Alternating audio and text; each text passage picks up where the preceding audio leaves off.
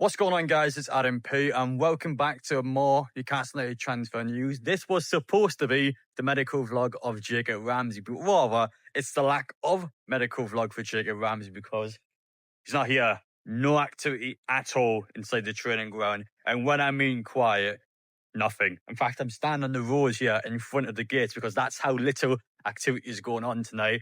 And the reason why I wouldn't say it's weird because it's entirely possible and likely that it's probably just scheduled until tomorrow morning. But when you actually compare the medicals so far this summer, so Jacob Ramsey, as picture from Keith Downey, arrived at Newcastle Airport at around 5:30 p.m. Anthony Elanga, a previous medical, arrived at Newcastle around 10 to 6, and he did his medical on the same night, whereas Jacob Ramsey is not doing his medical on the same night. So it's kind of like, well, why is Elanga doing his on the same night, but Ramsey's not? I don't think there's anything in it. I think it's that simple that you just do it tomorrow morning. But even then, tomorrow morning is the journalist day, so just over there in the media building, all the journalists will be doing their press conference anyhow. So it seems quite a noisy, wouldn't say disruptive, but certainly a hectic time to have a medical happen, especially in terms of a strict time period when you look at the fact that maybe if you get it done before 12 p.m. tomorrow, there's a possibility players against Aston Villa. I don't believe in that anyway. I think even if Newcastle was to rush to medical and to get Ramsey done as soon as possible, there would have been an agreement or a gentleman's agreement of some sort where Villa and Newcastle agree that Ramsey will have no participation in the game at the weekend. And with him coming on Friday, he was never ever going to have any involvement on Saturday regardless. So it's kind of one of them ones where I think you do it tomorrow morning. I don't think it's a rush to get Ramsey in. And I wouldn't say there's anything to be concerned by, but I am somewhat perplexed at why Elanga was able to do his medical on the same day, but Jacob Ramsey wasn't. So just to give you an update, that's what's going on with him. But for that medical tomorrow, make sure you guys get down there, hit that subscribe button, join the journey so you don't miss out on when Jacob Ramsey gets to the training ground, and make sure you join the 40% who are already on that journey so you don't miss out on any upcoming videos. And just to clarify, why I was editing my training ground vlog just there, the caveat that Jacob Ramsey would have been in, came back to the training ground, and he's not in the slide. So that is 100% official that he's not doing the training ground part of his medical at all this evening, despite what journalists have earlier said about the first part being done. As for Newcastle United transfer news, got a lot of interest and some exclusive information to be talking about in this video. Isak, we're going to get through him first. I'm going to put a timestamp in the pinned comment barrier because I know some of you guys watching this video are just skipping past the Isak stuff for this point. That's sick of hearing about him, and I will put a timestamp down below when I stop talking about the Swedish striker. So make sure, if you're one of those individuals that is just sick of hearing about him, just press that button down below and it will take you to after the Isak conversation. But for me, as a content creator, of course, I've got to talk about Newcastle United news, and all the news is about Isak. So whether you guys like me talking about it or not, that is the news. I can't not talk about it. It's such a big transfer story, and it is the biggest transfer story in world football. That is development and continuing to make a lot of noise. And that's all it's been this summer, noise. Not an awful lot of action. Liverpool's came in a couple of weeks ago, one bid, and Isak said he's never going to play for Newcastle again, but that's been your only action. Everything else has just been noise. There's just been stuff drummed up either from the agent or from journalists or from fans of social media. Now, Craig Cope's article was quite a big one. And while I say big one, I wouldn't say much has changed. I think the news is still the same news. It's just been additional information on top of it. Deep down, we all knew Isak was on strike. So the article mentioned that he's on strike doesn't land for me because I already knew that the guy was on strike. We knew Isak was training by himself. That's not new information. We knew that Isak would not be involved with the Aston Villa game on Saturday. Again, I feel like supporters already know this information, but I think especially with the article, the new information and the biggest part that fans have took away from this is the fine side of it. So Isak so far has not been punished with any of his wages. We haven't took any money off him for missing out on the entire pre-season.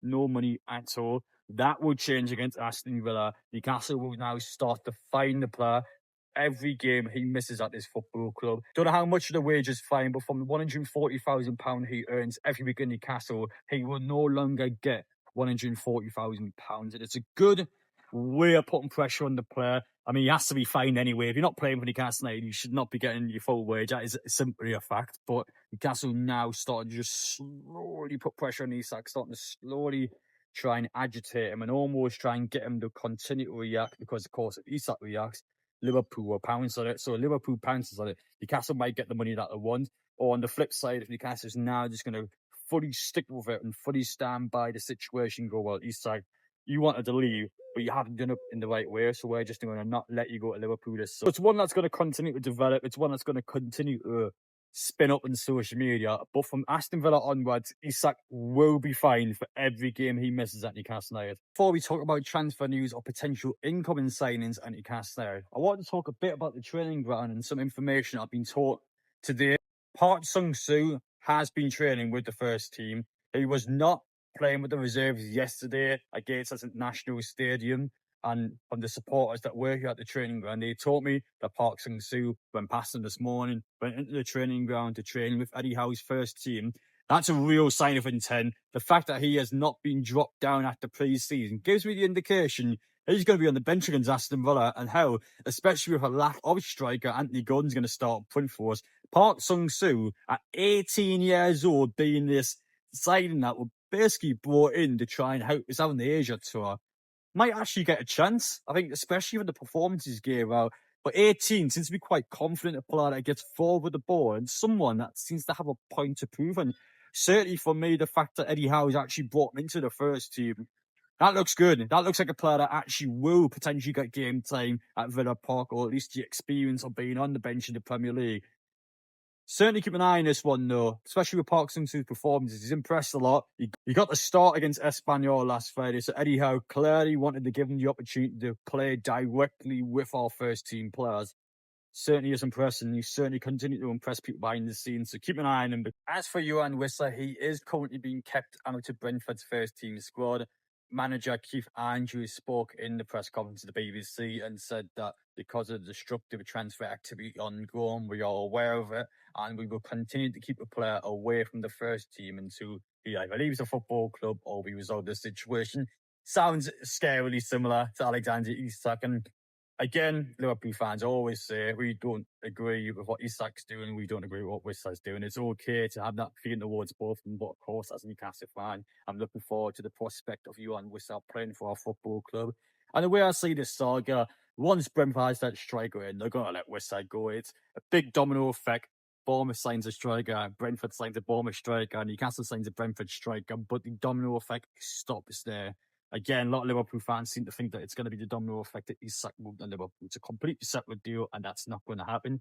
But Yoane Wissa, a player which we spoke about in a previous YouTube video today, who's like an Instagram post of Jacob Ramsey being a done deal for Newcastle United. The player is not exactly hiding his feelings towards the football club, a player who's eager to join in.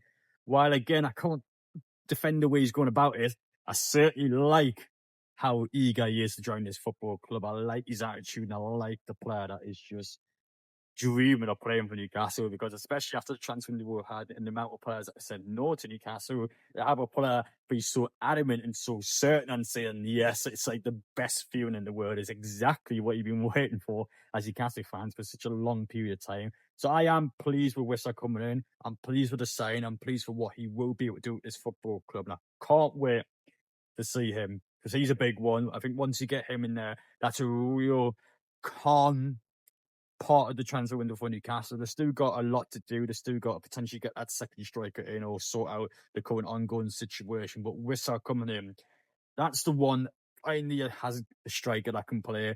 Gordon, as much as I love him, is just not going to be a striker for Newcastle. You can't allow him to be up front, ideally not against Liverpool. We need to try and get Wissa in before that Liverpool game. Worst case scenario, Leeds match, that's the one where you're probably going to have Wissa for. So I'm looking forward to seeing that moment. 2 games, we get it all done with, and then we'll see where we are after those 2 matches. Again, we have to wait and see with Wissa. We have to wait and see that he's like, it's just a waiting game with those 2 players. Wissa seems inevitable. It does not seem to be one that is not going to go our way. He wants Newcastle, Brentford's happy to sell, wants to get the replacement. They're going to get a good chunk of money for a player whose contract basically expires next summer. He's got a 1-year extension, but by law, it does expire next summer based on the current contractual situation. Hope you guys enjoyed watching, though.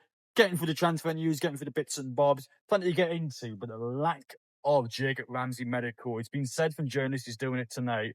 He ain't doing anything here yet, and I'm here quite late as well, so we'll come back tomorrow morning. I don't think he's going to do it now. I don't think they're going to stick him in at midnight, so we'll come back tomorrow morning, be ready to get sorted. So make sure you guys stick around and make sure you get involved and see the medical for yourself.